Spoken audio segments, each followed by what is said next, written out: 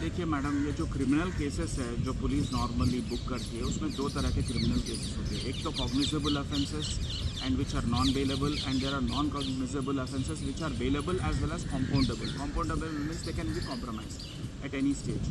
तो जब ये नॉन कॉग्निजेबल ऑफेंस कमिट होता है, मतलब संगीन अपराध, बड़ा क्राइम, जिसका सज़ा जो 3 साल से बढ़ के 4 साल, 7 साल, 5 साल या फिर लाइफ की सज़ा या डेथ की सज़ा है, ऐसे केसेस में जब पुलिस के पास टोटल पावर्स दे रखे हैं कि वो किसी के ऊपर भी केस बुक कर सकती है बिना कोई वारंट का, बिना कोई परमिशन का, कोर्ट से सीधा जाके जिसके ऊपर सस्पेक्ट है उसको तुरंत अरेस्ट कर सकती है और रिमांड कर सकती है।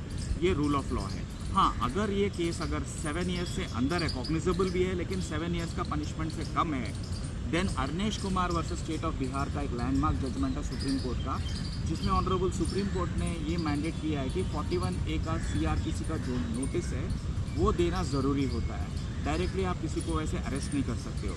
अगर वो नोटिस देना ज़रूरी है, अगर नहीं दिए तो पुलिस वालों के ऊपर कंटेम्प्ट ऑफ कोर्ट का कार्रवाई होगा, उनका नौकरी भी खो बैठेंगे और उनके ऊपर 6 महीने का सज़ा भी मिलेगा। ऐसे all over the India lot of high courts have punished lot of delinquent, जो डिलिंक्वेंट मतलब criminal bent of mind police officials है, उनको पनिशमेंट दिया गया। 6 महीने 3 महीने का सज़ा हो रखी है और उनको सस्पेंड भी करा गया, डिसमिस भी करा गया।